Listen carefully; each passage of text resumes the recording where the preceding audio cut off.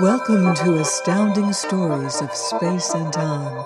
I'm Mardell, and this week's story is D.P. by Arthur Dekker Savage.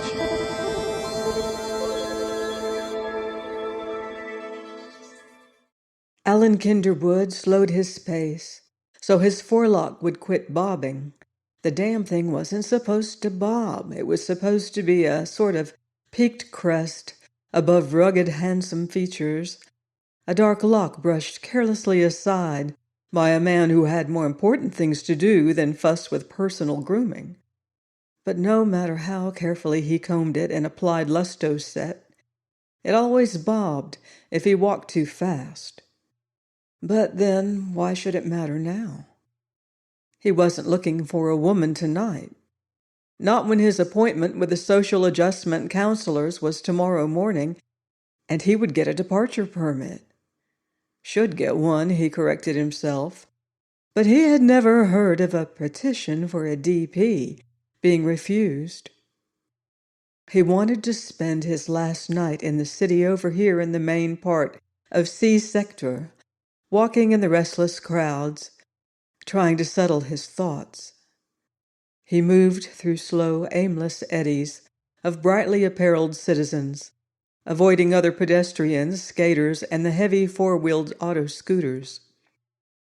Everything was dully, uncompromisingly the same as in his own sector, even to the size and spacing of the huge spreading trees. He had hoped, without conviction, that there might be some tiny, refreshing difference, anything but the mind-sapping sameness that had driven him to the petition. Allen was careful not to brush against any girl with an escort. Since he wasn't on the make, what would be the use of fighting? Kind of an odd feeling, though, to know you'd never date or fight again, or what? What else was there to do if you hadn't the luck to be a job man or a tech? You ate and slept and preened and exercised and found what pleasure you could, and fought mostly because it was momentarily stimulating, and eventually, after 150 years or so, you died. Unless you were a tech. If you were a tech, government gave you stuff to keep you alive longer. A job man got a somewhat different deal. He got nothing to keep him alive abnormally because 90% of Earth's population was waiting for his job anyway. Allen skirted a huge fountain, throwing colored, scintillant spray high into the dark summer sky, stealing a glance backward over his shoulder. That girl was still behind him, following him. It wouldn't be anything new in his case, especially in his own sector. But maybe she just happened to be going his way. It would be easy to find out. He circled the fountain twice. With her looks, she should have been picked up before she'd left her compartment building block, except that whoever got her might have to fight more than once during the evening to hold her. Definitely a young man's darling. And the way it began to look, definitely Allen's darling.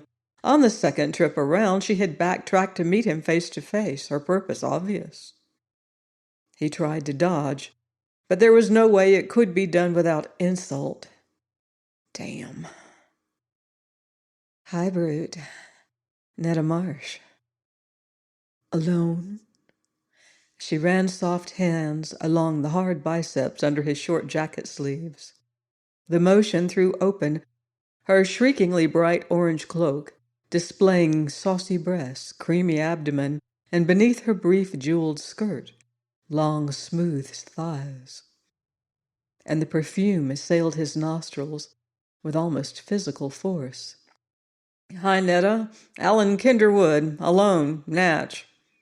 Natch hell, but what could any male do to combat government perfume? He smiled, his pulse suddenly quickening. Date, darling? She was a beautiful thing. Her large, sparkling eyes showed pleasure. Take me, Al. She touched vivid red lips lightly against his. And the formula was complete. Private citizens Allen Kinderwood and Netta Marsh were dated at least until dawn. Or a better man did them part. He squeezed her arm where she'd snuggled it against his side, starting with her away from the fountain. How come the most gorgeous thing in Kansas City wasn't dated earlier? She looked up at him, and the passion in her gaze made his heart skip like a teener's. Could be I'm very particular, darling, but her look was suddenly beseeching. The truth is, I'm protected. A slow, tiny fire of distaste fanned itself alive in Allen's brain. Why, in the name of world government, did every other girl who made first play with him have to be protected? But there was his out. By unwritten social code, he could declare the date off. Except that he had grown to increasingly hate the spiteful practice of protection. It meant Netta had peeved some local Lothario who, along with other males in his clique, was going to damn well see she wasn't intimate with anyone else until she begged another date with the original one. If you had a sadistic turn of mind, it meant you could keep a delectable bit in freeze until her natural inclinations forced her into your arms. But you'd have to fight any man who tried to date her in the meantime. Fighting was legal, of course, as long as the loser was surgically repairable, and it was considered a normal catharsis for strained relationships between males. Not, Allen thought glumly, that he had any stake in the future of frantically weary society, but he had reached the conclusion long ago that a man without the courage to back up his personal convictions wasn't worth the energy it took to down him.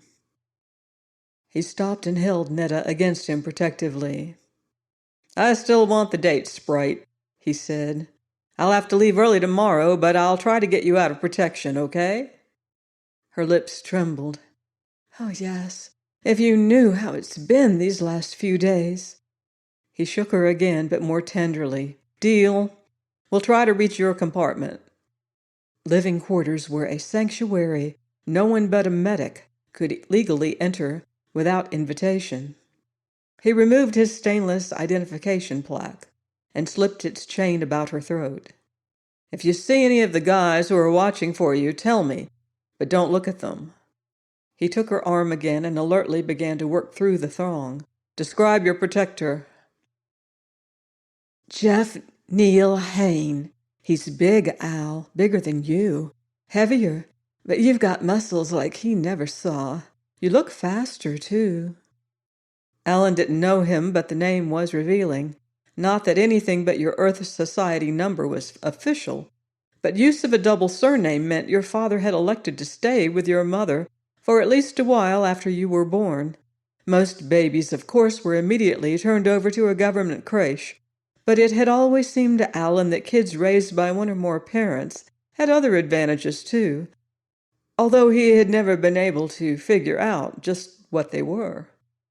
Maybe it was only his imagination.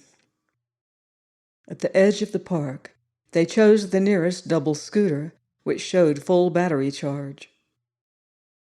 Allen leaned against the forward rail. Heard it, will you, Netta? Every time I think of the hundreds of hours I've spent plowing air with one of these gut-weighted things, I want to break one. Hell, I can run faster. Anyway, you know where we're going. The girl smiled, pushed the power lever into forward range, and stared into slow-moving traffic. I saw a man lift a single once, but that's all he was able to do with it. The lighted street seemed intensely bright after the dimmer reaches of the park. Ever think of running one into the river? She looked at him in amazement. Fright? No. Why, you'd have to drive along a pedestrian path for at least a block to reach the bank. Netta spun the steering wheel to avoid a long string of solemn teeners playing follow the leader on singles. You have funny thoughts, Al. I'm laughing. He flexed his muscles impatient as usual, with another citizen's sluggish mentation.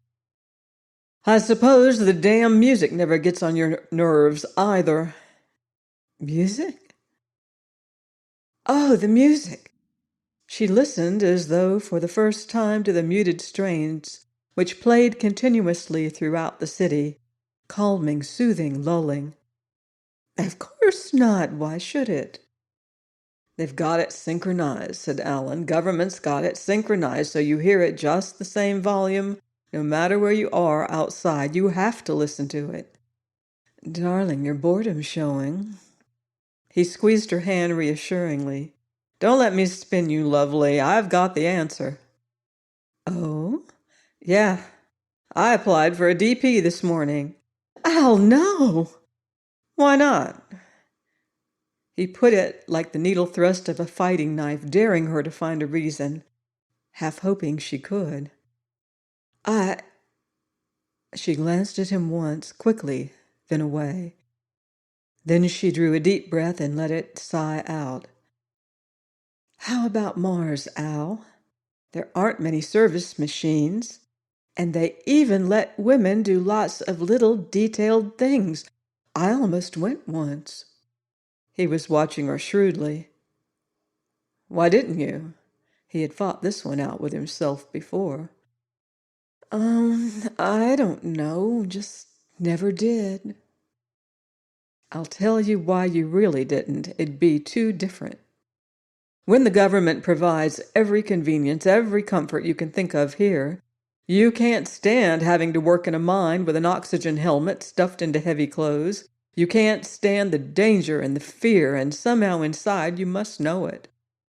I'm pretty strong, and I never met a man I was afraid of, but I know I couldn't stand Mars. He gripped the rail and stared out over the wide, swarming street. The earth is a trap, Netta. A big, comfortable trap where you walk around endlessly without being any use at all. She trod the brake and barely missed bumping a couple who had stopped to embrace. I'm some use, hon. Wait till we get home. Her eyes held a promise she could barely restrain. Automatically he caressed her with a practiced hand and grabbed the wheel when she suddenly strained against him, trembling, pressing eager lips against his neck. Christ, how long had she been protected? He felt a mounting anger against the social ennui which drove men's minds to such inhuman activity. Departure was the only escape from this kind of thing, and from the city, from any city. But the departees had always been only a tiny minority. Did that mean they and he were wrong? He brooded about it for seemingly the googolth time, guiding the scooter without conscious thought, turning as Netta directed. A trap, he'd told her. Well, he could see no reason to change that. The blazingly glorious senso theaters, cafes, gymnasiums, dancing salons, amusement rides, and hypno-dream houses, crowding every main thoroughfare with their fantastically ornate architecture were, when you thought about it, designed to trap people's minds, keep them from thinking of anything but a gossamer useless pursuit of personal pleasure. And wasn't the design faulty when everyone was bored, when some chose departure, and others sank to the unnatural practice of protection to whet their sated appetites? Nor was there any apparent hope for the future. Theater productions, dream tapes, even the elaborate home teleview shows were all historical. Why? Was government admitting there was nothing but staleness in the present? Why the concern with back time? Because of government entertainment diet, Allen could probably, with a bit of practice, fish skillfully from an outrigger, make and use a longbow expertly, run a store profitably in the money ages, weave cloth correctly, build a complete wooden house, any number of ancient things. But he couldn't even talk the same language as the relative handful of trained men who built and operated the unbelievably intricate robo-machinery which activated and maintained the complex cities of Earth. Netta's soft voice broke into his thoughts. Al, Dan Halgerson's coming up behind us on a single. He's one of Jeff's. Hold on. Allen swung the scooter hard right and adroitly darted across traffic toward an emblazoned theater entrance. Here now was a situation he knew how to deal with. He said rapidly out of the side of his mouth, "Jump off when I stop at the entry, kiss me like goodbye. Register your plaque in the ID slot and head for the door. Then look back. If I'm down, go on in and lose yourself. If he's down, come back." He made a wrenching stop at the very edge of the crowd, swung Netta through the opening between the front and side rails, and gave her a hard, sterile kiss. She clung to him a moment without letting her eyes stray. She said, "Slowing down right behind you. Luck, lover." Then she turned and started to pick her way across the walk. Allen swung the scooter in a fast, tight circle to the left. Assuming his opponent to be right-handed, this would help avoid a knife slash from the rear if the other rammed his scooter, further assuming the man had not been tricked into thinking his presence unnoticed. He hadn't. When Allen whipped his head around to look at him, there was barely time to break the heavier double to avoid a shrewdly planned collision. Halgerson, Netta had said. He was thick-set with heavy brows and a large jaw, the type Allen had learned to associate with power and endurance, but not too much speed. Halgerson was holding a knife in his right hand. Allen quickly slipped his own blade from the sheath, conveniently held at the front of his belt. They cut intricate patterns of feint, attack, and withdraw, using passing vehicles as buffers. But not for long.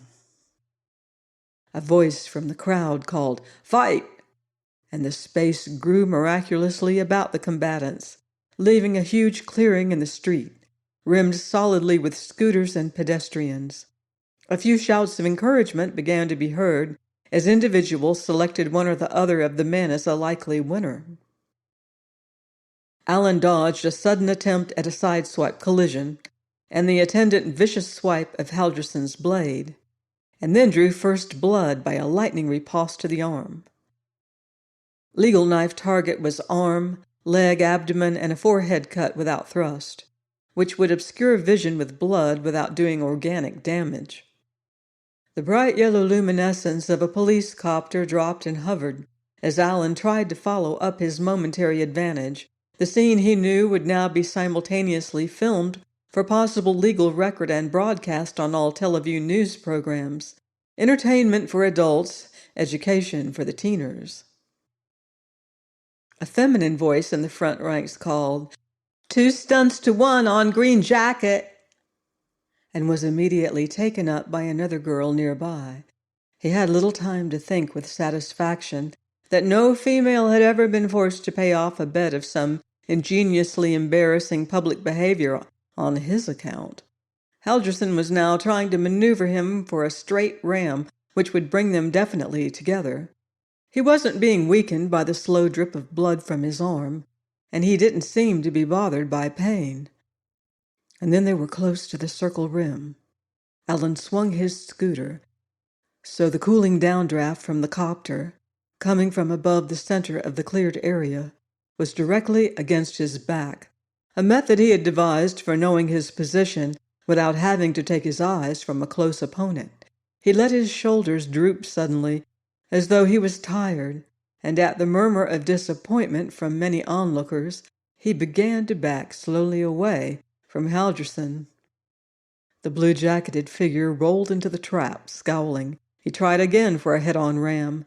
Allen let him come, and at the last possible instant, when Halgerson would be unable to reverse, stop, or even swerve, he flipped the bar to full power ahead and braced himself accordingly. The scooters met with a bone-jarring thud of perimeter rubber. Halgerson was hurled neatly over his own guardrail to land gaspingly across Allen's. Allen grasped the back of the other's belt in a grip that had dismayed many a combatant, hauled him into position, and hamstrung both legs with 2 dexterous thrust and cut movements.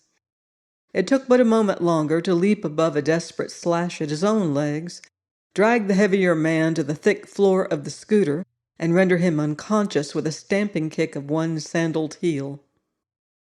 It left an easy repair job for the medics, but would keep one Dan Halgerson from fighting again for more than a week, and maybe make him think twice about joining in another protection pact. Allen leaped up and balanced on two guardrails while the police copter settled down to pick up Halgerson. He signaled Netta to move on along the walkway. While the onlookers were clapping approval of the show, he removed Halgerson's plaque, leaped down and dodged an attempted kiss from the girl who had given odds on him. Glancing back warily in case her escort felt insulted, then pushed through the mob to join Netta. She hugged his arm ecstatically. "Darling, every woman should have a guy like you." Yeah, he felt no sense of triumph. It had happened too many times before. Everything had happened too many times before. Repetitive, palling, purposeless. He tucked the one plaque into her decorative belt.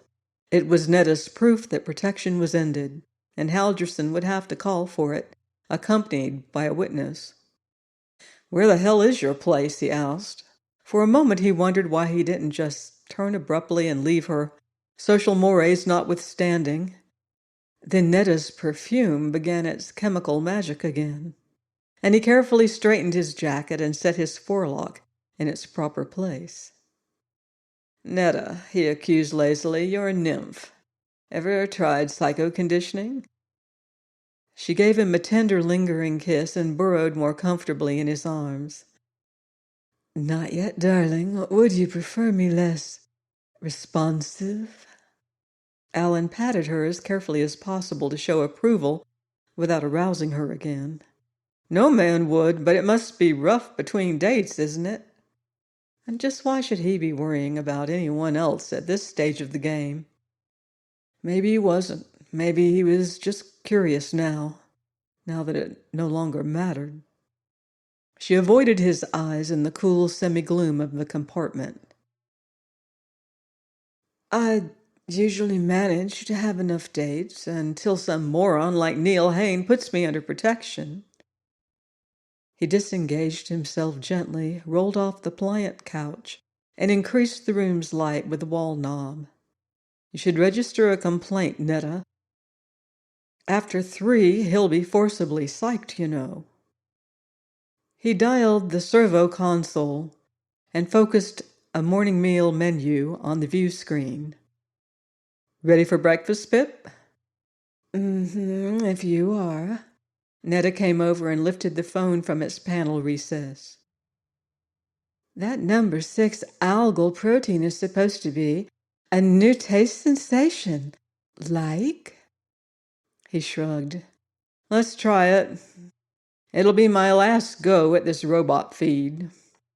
When the meals had been deposited in the service chute, she looked at him pleadingly. "Hun, why don't you try being psyched?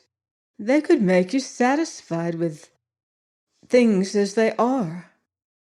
Allen lifted a thin, transparent food cover while he shook his head. "Maybe they could, Netta. But it would have to be almost total erasure to change my slant on everything, and being forced to accept what I hate is worse than anything else I can think of. It wouldn't be me when they got through. Whatever causes me to think like I do is the me, and that'd be gone." Some of the resentful animosity surged up in him, and he had to talk about it. "Look at your compartment. The same as every other single in the city, or any city. The walls are the shade of green that's best for the eyes. Furniture and fixtures are always the same colors. Every compartment has a servo console to condition the air, control the temperature and humidity, bring you food or any other standard service, provide teleview shows, music or requests. You could live your life inside this square hole. Everybody has everything, and nothing means anything. Can't you see that?" She came around the table and sat on his lap with her head against his neck. "No, Presh, but if you'll change your mind about a DP, you can date me anytime, always.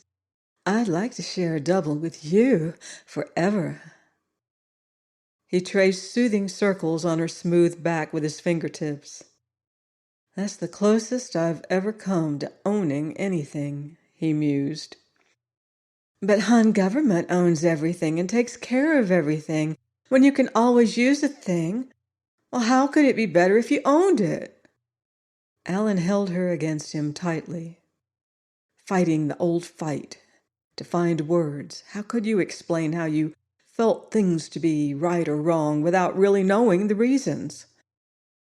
Maybe, he said slowly, it's as though I wanted to keep you, for myself alone.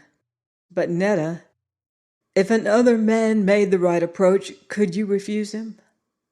After a minute he repeated, could you?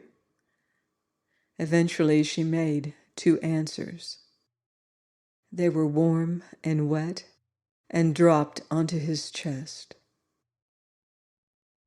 The adjustment building was a soaring, chastely white structure of silicoid plastic, dazzling in the hot morning sun. It crossed Allen's mind fleetingly that everything built nowadays would long outlast the builders. That seemed right, but he didn't know why. He took his ID plaque from Netta and kissed her. He had tried to dissuade her from coming with him, but she had merely smiled and held his arm and urged him toward a double scooter. This is it, beautiful, he said shortly at the entrance, and with an attempt at levity. Don't take any more protection. Actually, what could you say?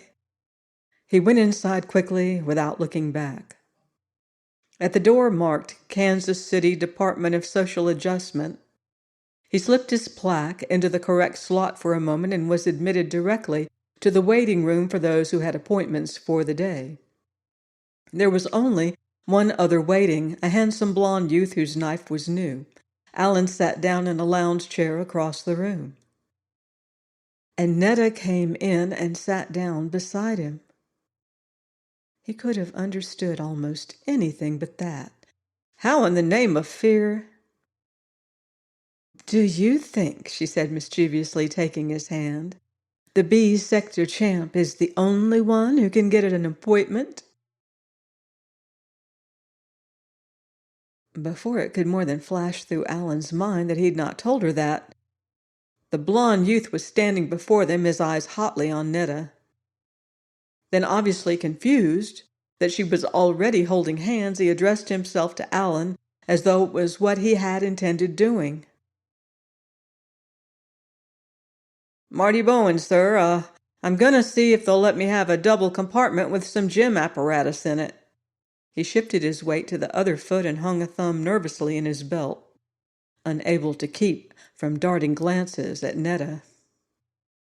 Allen noted, with rising anger and some other unpleasant emotion he couldn't define, that she hadn't dropped her eyes. He said curtly, Fine, kid, hope you make it.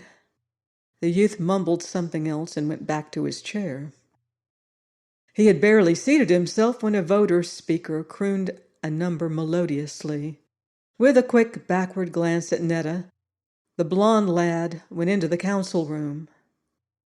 Allen's mind remained in confusion, shot through with anger at himself that he should waste thoughts now on anything but the coming interview. The room was beginning to fill quietly with others. His number was called a few minutes later, and Netta's was called along with it.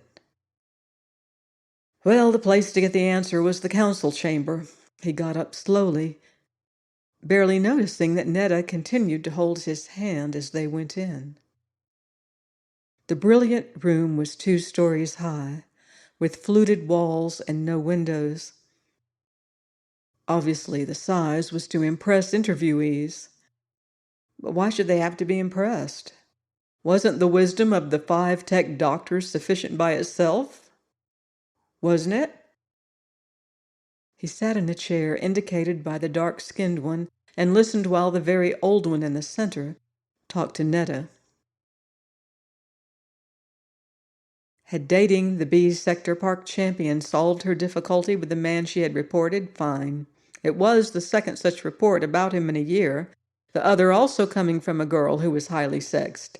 Did Netta not consider herself to have a problem which required psychoconditioning? No. Well, perhaps in later years, when her beauty and her mind were somewhat changed. No, there would seem to be no justification for giving her a compartment in another sector unless she had persuaded the champion or another to share a double with her. Would that be all? And much happiness to her. Abruptly, Allen realized Netta had left, and that the frail old man was talking to him. Unusual to have joint interviews without a more definite emotional tie, but we felt you would like to know how you had rendered civic aid. So, pitting him without choice against any of several men was their idea of civic aid. No wonder he'd met so many protected girls in the past. This time they'd harnessed Netta's restless passion to the task of dissuading him from a DP. Very neat. It made him feel better to know they'd failed where he was concerned, and his resentment abated somewhat. He said, "Glad I could help," careful to keep his voice emotionless, then determined to have no further subtleties. "If I can have my departure permit, I won't trouble you further." Maybe his approach wasn't right, but all they could do would be to refuse him. In which case there were other ways, and the hell with legality. "We hope," smiled the old doctor benignly, "there may be another way. Perhaps if we discuss your problem, we can find a solution which won't cost the city a handsome young citizen." Allen made it a direct attack. "Why should the city miss any citizen? In fact, what good is the city itself? What good is any city?" And almost the Tex seemed startled. But a younger one said easily, "A city, Mr. Kinderwood, permits a maximum of efficient service and pleasure with a minimum of waste and discomfort."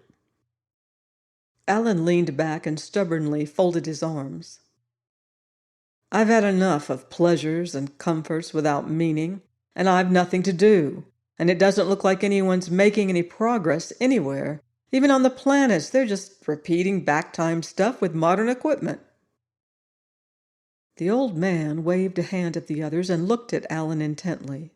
His voice was softly insistent. "The one continuous thread in human history has been the seeking of more pleasure and greater comfort for all members of the race. Our technology gives us a maximum of both. No one labors, and the few who work prefer to do so. No one is diseased. No one stays in pain longer than the time necessary to reach a medic. Everyone can have everything he needs without striving and without debt. And as technology advances, there will be even greater benefits for all. What more can be done to make the citizens of Earth happy?" For the first time, Allen felt confused. "I don't know," he said slowly. "The way you put it, it sounds right. But where does it all lead? What reason have I got for living? What reason does the human race have for surviving?" The sociologist looked even older. "In all seriousness, sir, can you answer the questions you have just asked?" His eyes were expectant, but there didn't seem to be much hope reflected in their depths. Allen noted a tenseness around the table. Why were they asking him for the answers they were supposed to know? Or was it another of their subtleties? "No," he said curtly. "I don't know the answers to any of them. Has it got a bearing on my getting a DP?" The central figure sighed. "None at all." He pressed several tiny buttons on the polished table, and an inscribed card rose halfway out of a slot. "We merely hope that someday a man will come along who can tell us, before someone who may not be a man comes along and makes the answers futile." He handed Allen the card. "Here is your permit. You may take it to the third office, south on the corridor, through that door.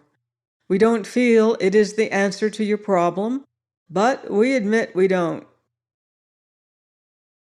Pardon me, sir, interrupted Allen. He wet his lips. Did you say someone who may not be a man? Yes, it is an aspect you have not considered, Mr. Kinderwood. The sociologist's face seemed haggard. Even a few generations ago, Earth as it is today would have seemed like a concept of heaven. We know now it is not enough, but we don't know why.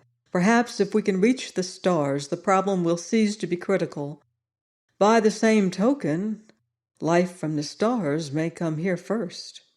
We have no remotest idea what such an eventuality would entail. It may provide a solution.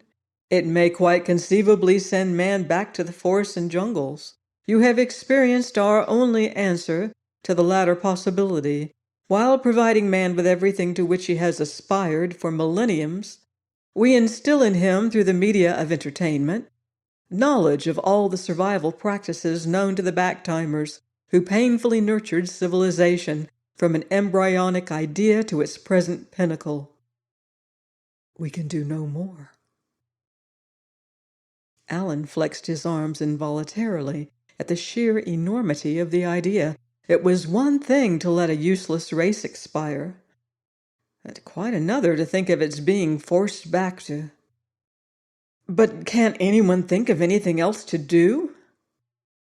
Whoever is capable of devising anything else, the old doctor said resignedly, will undoubtedly be able to carry it out with or without our assistance. He pressed more buttons, and there was a muted sound of the voter calling a number. The exit over there, Mr. Kinderwood, and much happiness. Allen's thoughts swirled in tumultuous confusion.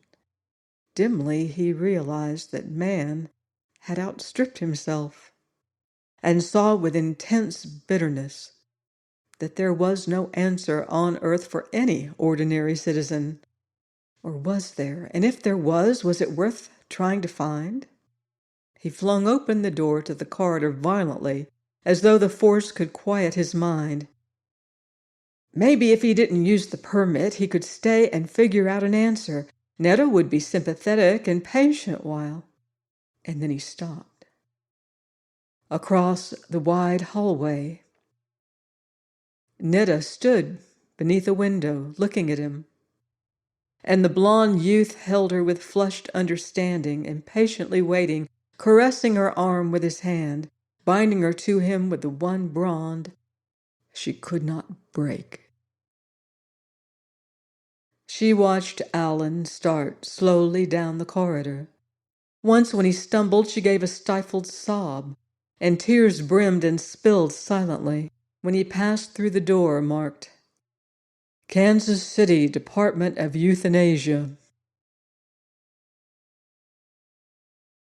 To live in a perfect world of leisure, health, and endless entertainment, no real needs or reasons to strive, the state will furnish all. To quote Conrad, the horror. Join me next week on Astounding Stories of Space and Time. Until then, watch the skies.